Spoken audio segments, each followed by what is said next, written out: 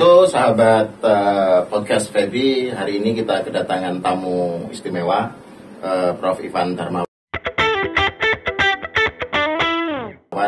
Saya nyebutnya biasa Mas Ivan. Prof. Ivan ini adalah Dekan Fakultas Ekonomi UIN Surakarta, Raden Mas Said Surakarta. Nah, kali ini kita kedatangan beliau, kita culik ke podcastnya Feby. Kita akan diskusi sebentar terkait fenomena kekinian makroekonomi di Indonesia.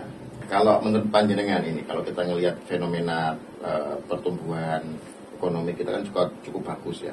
Terus kemarin juga kita kedatangan Elon Musk datang ke Bali dan macam-macamnya. Meskipun sementara kelihatan hanya infrastruktur internet yang ingin digarap. Kira-kira menurut panjenengan prospek ke depan perekonomian kita seperti apa?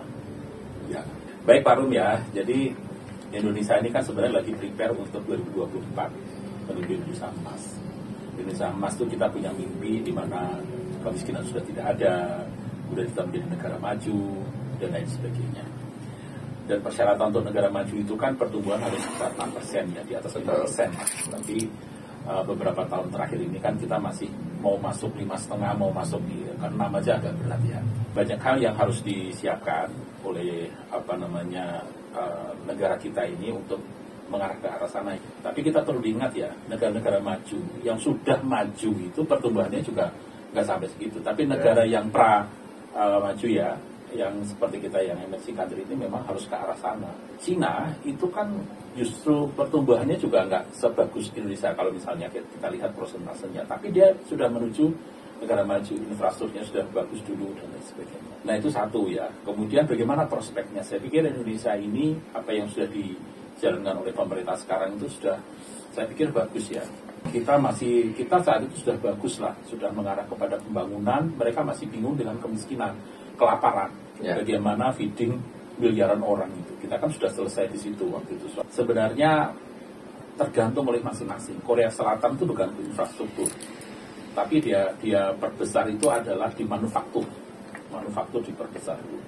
Tapi kalau Cina enggak, infrastruktur baru manufaktur kan. Yeah. Nah, infrastrukturnya sudah beres, jalan-jalan sudah selesai, agenda pelabuhan selesai, agenda airport sudah selesai, baru kemudian manufaktur. Tapi kalau misalnya Korea kan tidak, manufaktur, baru kemudian sedikit demi sedikit. Nah saya melihat karakter negara kita ini lebih ke arah sana sebenarnya, infrastruktur dulu. Karena infrastruktur itu sebagai modal besar untuk pengembangan.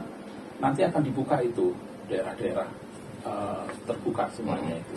Seperti Jawa Tengah, kalau misalnya kita lihat itu Batang itu kalau 10 tahun yang lalu, 5 tahun yang lalu tidak terkenal Pak. Tapi Prof. Ivan, kalau momennya pemerintah kita itu fokus pada infrastruktur, kira-kira apakah itu tidak akan menjadi beban di masa yang akan datang? Misalkan kita kan kemampuan budget kita kan terbatas.